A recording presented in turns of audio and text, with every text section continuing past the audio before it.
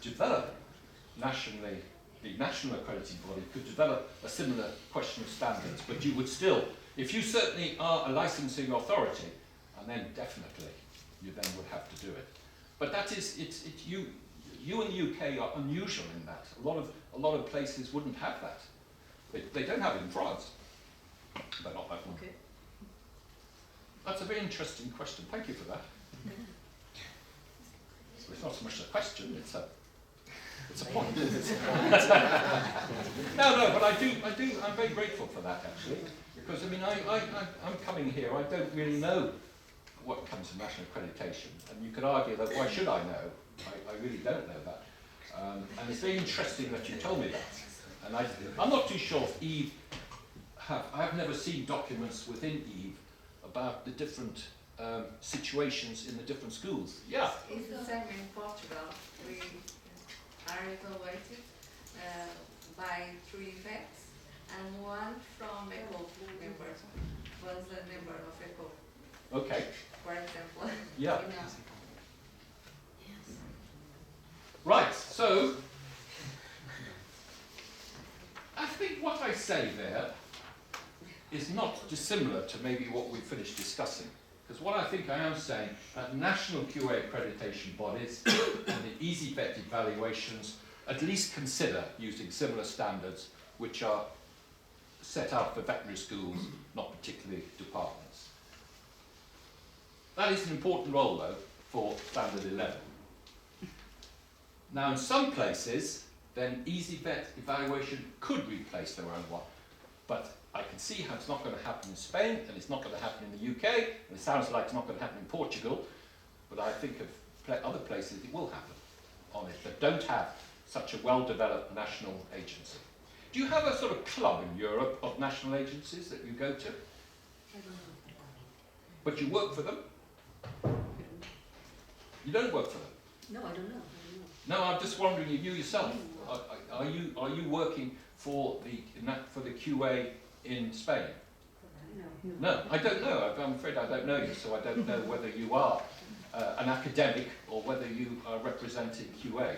No, I am academic. Okay, well, good. Right, yeah. And I have made a few evaluations in the AV. Yep.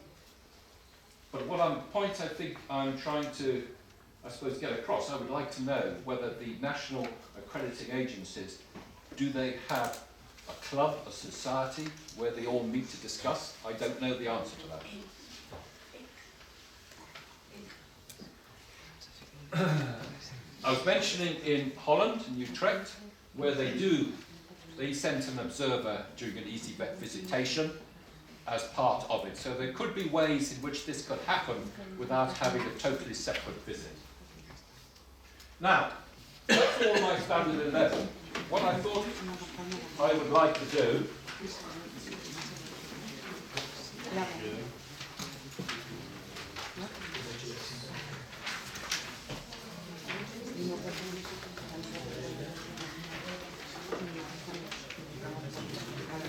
we've got a spare copy of that because I sent game line. Has everyone got a spare copy of this C2? Yeah.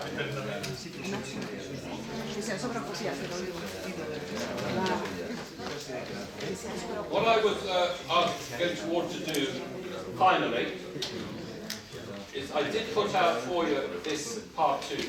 As I said to you right at the beginning, that these standards, ESG standards part 2, is very much aimed at those who are going to be members, experts of easy vet teams. So I thought it would be worth our while. I didn't bother putting the PowerPoint because there'd be a whole lot of other slides, just considering it as we go through. So these are, I think there are 7 standards in ESG Part 2. Is that me? No. Oh, I'm just putting the lights on. Yes, because I'm not showing any more slides. Okay, so the first standard, and I'll put this one here because it's got guidelines in italics. This where the external quality assurance, the visitors who are part of the team, will really need to look at the quality assurance that we've just been through. We've just been through all part 1 by one, of the ESG. And so the first standard for visitors is that they are capable of measuring that as a QA expert. 2.2, designing methodologies fit for the purpose.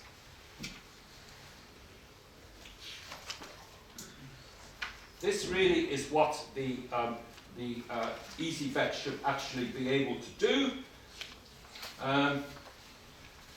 Interestingly, I think when you look at what the guidelines are, it says take into account the need to support institutions to improve quality.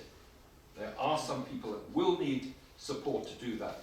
Bear in mind the level of workload and cost that producing a lot of QA is going to bear on institutions.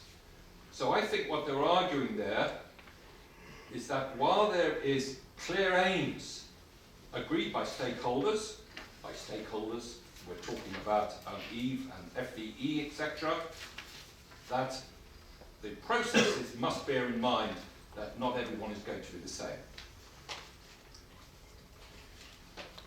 What they're saying in 2.3 is very much what the SCR is all about. And all that really, I think, just mentions the fact that you do need an SCR, and you do need the SCR to include all those various things, a self-assessment,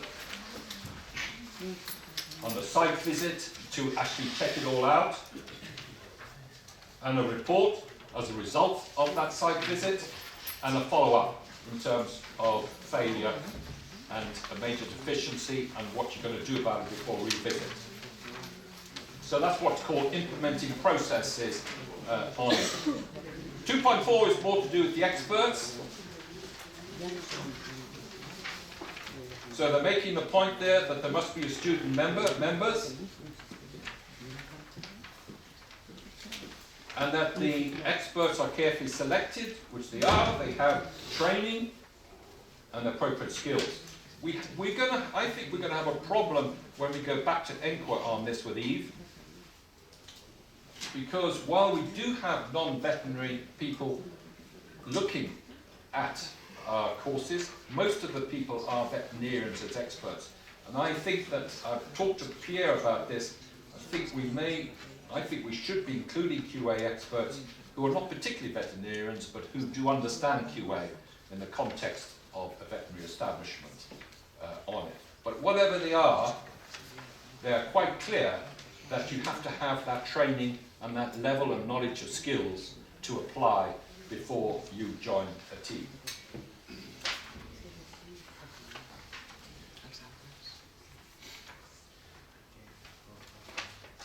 Standard 5 is outcomes. It's quite true, we have discussed this already today, that as a result of a full accreditation or partial accreditation or no accreditation, this will have quite an effect on the school. Quite an effect. And obviously experts as part of the Easy Vet team and the team itself, and also ECOVE, when it comes to make decisions based on the review team, they really do have to consider that there is going to be quite an outcome on this, and that is taken on board. So going back to, we don't need uniformity, but we do need a level of harmonisation on it. 2.6 reporting is just really comes in on the reports themselves, and that again is asking experts to read. When you look at what's needed for the experts, they have to, in the SOP, they have to have read the SCR beforehand. They have had to give the chairman and the coordinator questions of which they felt the SCR was not clear, and the coordinator and chairman can then contact the school before the visit to say, look, this data is missing, we need it. So that could be provided ready for the visitation, rather than get there and say, well, you're not doing this, when perhaps they are doing it. So that is an ability, I think, on reporting, that has to happen beforehand. Complaints and appeals, that is very straightforward, and I think EVE, Easy Vet, well actually it's not only Easy Vet, it's ECOVE. ECOVE have got very clear appeal procedures, which are in black and white on the website available which show that if a school disagrees with a particular result, they have a clear way of going through to an appeal before a final decision is made on it.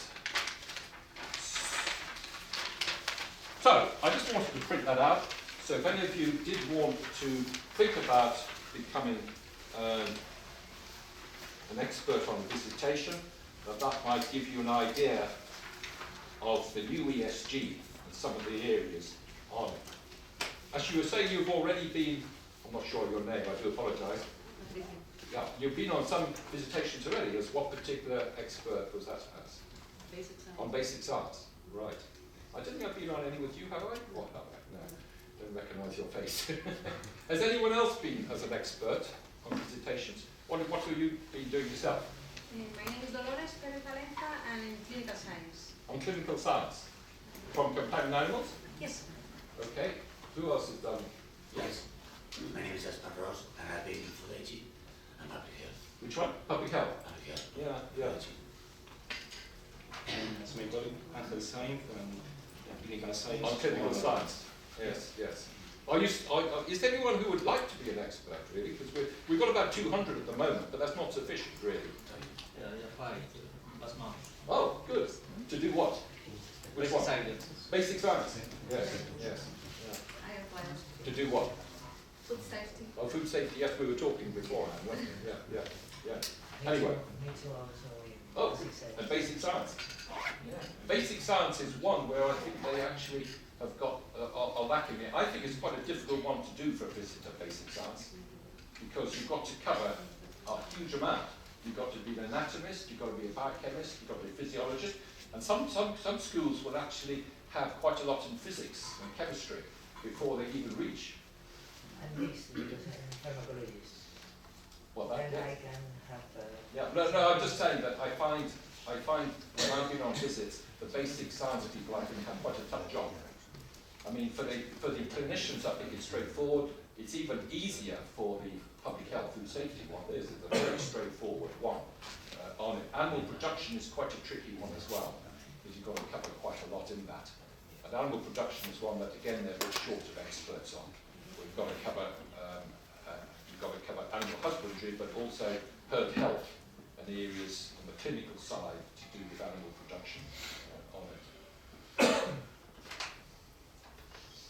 Well, that's it. It's nearly 3 o'clock, and I'm going to go home.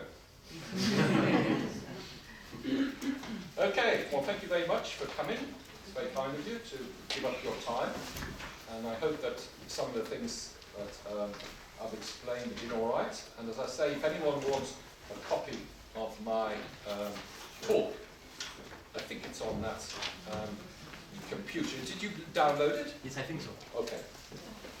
Well, I had an individual, Henry, in France on Tuesday, who took it down and emailed everyone immediately. So I've got a copy of that. So please, I'll be only too happy. I do realise that as I've talked to it, so there will obviously be gaps. It's not total because I spoke in headings, but that's life. Okay. Sí, just a little bit. Thank you very much, Philip. Just a little give. Oh, good. Oh, I like gifts like this. Yeah, it's I want. Ah. in the name of all the Psalm 2 faculties. It's for your desk. All right. Yes. Thank you very much for your speech and for your voice. Thank you. Okay. That's lovely. Thank you We very have much. a lot of things to do and to think also.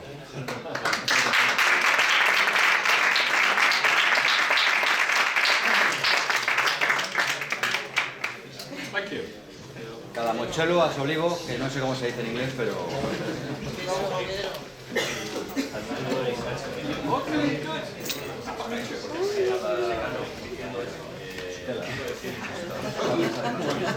All right.